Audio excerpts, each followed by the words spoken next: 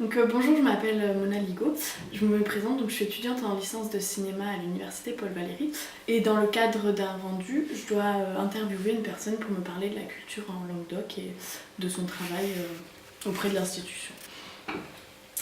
Tout d'abord, je vais vous demander un peu votre parcours professionnel et votre parcours au niveau de la culture en Languedoc et à l'extérieur de la région.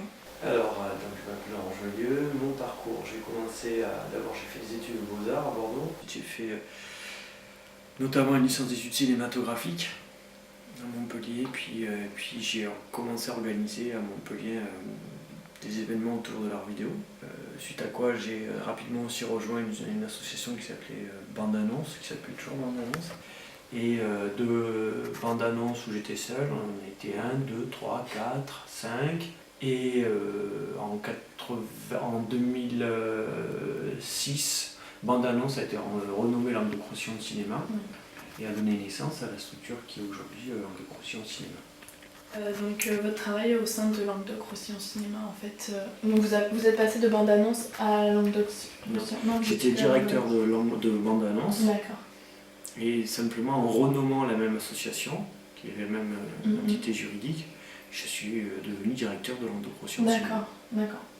Très bien. En ce moment, vous travaillez donc auprès de Illusion et Macadam ? Je travaille avec Illusion et Macadam, je suis un de leurs collaborateurs et sociétaire de la société coopérative d'intérêt collectif. Est-ce que vous pouvez un peu, en quelques mots, m'expliquer le but de Illusion et Macadam, de l'association ? L'association, c'est pas une association, c'est une SIC, donc c'est une société coopérative qui a plusieurs missions. Je vous engage à regarder sur internet, c'est assez bien expliqué. Il y a plusieurs pôles, des pôles gestion, des pôles administration, des pôles de production et autres. Le projet qui vous a le plus marqué, vous m'aviez dit que c'était Raymond Depadon en Languedoc-Roussillon. C'est pas le projet qui m'a le plus marqué, mais c'est un projet qui a été un projet charnière dans mon parcours professionnel. Puisqu'il a notamment, il m'a amené à réfléchir à mon positionnement professionnel et notamment me poser des questions sur le lieu où je me sentais le mieux, que j'avais envie de développer. D'accord. Et du coup, comme ça a été une manifestation dans laquelle j'ai pris beaucoup de plaisir, je me suis invité à essayer de continuer sur ce chemin-là plutôt que sur simplement la direction d'une structure ou de l'administration. D'accord. Vos projets actuels, vous étiez donc à Mende il y a peu de temps. Est-ce que vous pouvez un peu me parler du projet à Mende ? Oui, donc depuis 2 ans, là, je suis consultant culture, entre guillemets, puisque à la fois avec le pôle ingénierie de Illusion, on répond à des appels d'offres, on met en place la formation développement, on répond à des DLA aussi, des dispositifs locaux d'accompagnement. Donc ça c'est une partie de mes activités. Donc là actuellement je réponds à un appel d'offres avec une collègue consultante concernant la définition d'un projet culturel d'un lieu.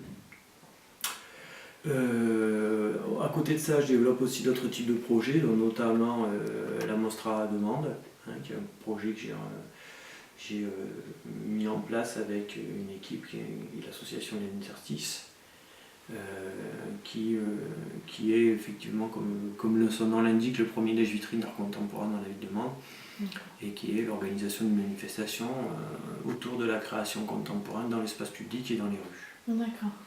Est-ce que vous pouvez me parler donc de l'évolution de la culture depuis les années 80 ? Depuis les années 80, je ne pourrais pas te le dire. Depuis que vous travaillez Depuis que je travaille, première chose, c'est que j'ai le sentiment qu'effectivement, il y a quand même toute une professionnalisation du milieu de la culture qui est à l'œuvre. Donc c'est vrai qu'entre le début, mes premières manifestations qui datent de 93-94 à aujourd'hui, j'ai le sentiment qu'effectivement le milieu c'est beaucoup plus organisé, structuré, que la dimension d'administration et la dimension de gestion des projets est très très importante, et de plus en plus. La question aussi des partenariats et de la relation partenariale est aussi plus importante. Il y a aussi la place des institutions. À l'époque, les régions étaient assez absentes, en tout cas moins présentes qu'aujourd'hui, alors qu'elles sont devenues des interlocuteurs importants. Alors qu'à l'époque, il y avait une très grosse prégnance de l'État, de la DRAC, sur le milieu de la culture, ce qui est bien moins présent aujourd'hui. Et plus précisément, la culture en région Languedoc, vous en pensez quoi? C'est une question... Est-ce que vous pouvez me parler de la culture en région Languedoc aussi? Il faudrait parler de chant, quoi. Donc si on parle par exemple du spectacle vivant, on sait bien que c'est un des chants qui est le plus développé, très développé, notamment la danse contemporaine à Montpellier et en fait tous les événements autour du spectacle vivant en région, que ce soit musique, théâtre, art de la rue, art dans l'espace public, cirque. Donc c'est des chants qui ont beaucoup de temps d'avance, ou en tout cas qui sont très développés, très importants. Le cinéma, ça reste comme le milieu du cinéma en province, extrêmement marginal. Même si à Languedoc aussi au cinéma, il peut y avoir de l'accueil de tournage de quelques téléfilms, parfois de films, ça reste très marginal. Donc la production elle se fait d'abord à Paris. Après, création contemporaine et art visuel, il y a de belles structures. Je dirais qu'il y a de assez beaux musées, notamment le CRAC, le musée régional à Sérignan. Il y a un manque notable à Montpellier. Ensuite, il n'y a pas forcément beaucoup d'autres choses en région. Quand même, c'est pas les champs les plus développés. C'est pour ça que c'est aussi des choses que j'aime beaucoup imaginer, de développer notamment dans le milieu rural. Et voilà, après le livre lecture, bon, c'est des champs qui font leur vie, qui, à mon avis, sont à l'image d'autres régions hors Paris, qui peuvent être assez centralisées. Voilà. Donc la culture en région, je pense que c'est un des vecteurs essentiels du développement territorial, économique et touristique. Moi je réfléchis beaucoup à des questions qui allieraient aujourd'hui culture, tourisme et patrimoine, la réponse à des appels d'offres. J'enseigne aussi à la fac Camande sur ces endroits-là. Je pense qu'il y a un certain nombre de concepts à imaginer qui sont encore un tout petit peu trop sectorisés, ou en tout cas dont l'approche est très sectorisée, mais je pense au tourisme culturel, à l'organisation d'événements dans le milieu rural ou de lieux, de résidence d'artistes aussi qui allient plusieurs partenaires. Voilà, c'est des choses que j'aimerais beaucoup développer. D'accord. Et oui, donc là, vous m'avez parlé des différents secteurs un par un, mais est-ce que vous pensez qu'il y a une relation entre ces différents secteurs et... Oui, il y a une relation entre ces différents secteurs, mais qu'est-ce que vous pouvez me dire en fait à propos des relations? Je pourrais dire que par exemple, il y a une évolution notable. Il y a quelques années, ces secteurs étaient très, un peu clos sur eux.